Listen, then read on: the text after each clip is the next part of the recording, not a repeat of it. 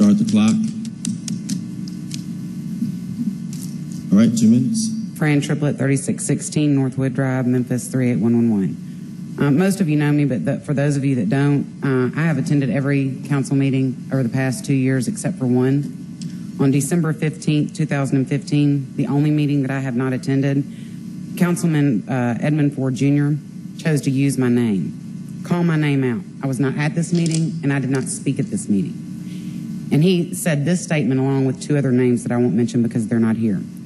I challenge Fran Triplett to come to District 6 and exercise their First Amendment rights. But remember, when you do, my people of District 6 will reciprocate. I do not live in or near District 6. I have no issues with the people of District 6. So I don't know why a council member, an elected council member, would challenge a citizen. After watching the video recording in the meeting, I was concerned about Mr. Ford's statements. I already have a target on my back because I am an officer's wife. So is he stating that the people of District 6 have a problem with me because I'm married to a police officer? What would they reciprocate against me? I have never dealt personally with Mr. Ford. He chose not to in the past 2 years I've been coming down here. I've never had an issue with Mr. Ford. Again, I don't know why he would call my name out at a meeting.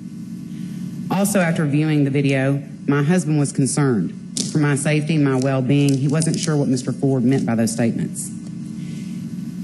He went to Mr. Ford's family's funeral home. He documented it through his log sheet and with dispatch. He spoke with Mr. Ford's family member.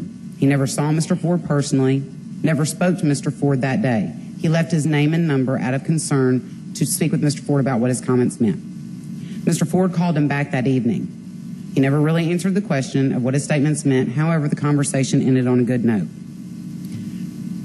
We have 8 seconds. The last council meeting, Mr. Ford sent Mr. Flynn down to tell me that he was going to file charges against my husband for coming to the funeral home in uniform. He did. My husband received a negative OBL. That is direct retaliation. Her time is up. Yeah. Her time is up. You know, it's interesting. That was, say, like 2 months ago, and I think, and I'm just going to go ahead and say it, grow up, Ms. Triplett. Because my thing is this, let's put everything on the table now, and let's go ahead and end it now. So if you don't want my name to come out of your mouth or your name come out of mine, let's end it today. First of all, you don't bring somebody to somebody else's alleged place of work in uniform. And I don't want you to say anything. You need to listen very carefully. And if she doesn't, let's do what we need to do, since Mr. Young gave you directions. You don't come to a person's place of business in uniform. So you want to talk about somebody threatening. You don't do that, because every person that I've talked to of a higher rank than your husband has informed me that your husband was out of order. And if you have a problem with me saying your name, you started it. You started it, Ms. Triplett, and I don't mind finishing it. Secondly, since you want to put everything out there, your husband had to be told the riot act because of his negligent, gross behavior, which you've shown that you approve and accept. So that shows a lot about you.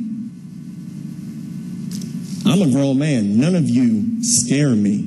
And I don't care what you say to me. Just know that when I say something back, don't act like you're the martyr, because you're not. I know what I said on the 15th, and I stand by every single word that I've said. I've had about 2 community meetings. I haven't seen you or those 2 aforementioned people. The 72% of the people that voted for me can't wait to see you. I'm just saying, don't hide behind a microphone in a room. Don't hide behind a microphone at a radio station. Come to District 6. I'll let you know when the next meeting is. But don't ever think you can intimidate me or any of your cohorts ever, because you can't. Because I'm covered. I don't know if you have a religion, but I'm covered, and I'm not scared of any of you. And if you and your husband ever try to do that again, oh, I will file charges. So your next address could be 201 Poplar, and that's all I have to say. And you can play that all you want. It doesn't matter to me. I stand by those words. Do we have any more new or unfinished business, council members? And I'm glad council members know the whole story. And I know that my colleagues don't accept things like that, because you wouldn't want somebody's spouse to come to your workplace to intimidate you. But Ms. Triplett has shown we got the right to do that, but you ain't got the right to say anything back to us. She's proving that today, and she's just shown her character. Do we have anything else, ladies and gentlemen? If we don't, I'd like a motion for adjournment. Oh, I'm sorry, Minister Yahweh. I sincerely apologize. Dr. Ford. Hold on. Let me give Minister Yahweh his time, because you actually had to go, you had to endure all of that, and I apologize. You're not getting your 2 minutes. We're going to make sure that you get your full 2 minutes. And then, Walter Brody, I see your card. We definitely need some prayer. And then I'll have a motion for adjournment. So, Mr. Yahweh,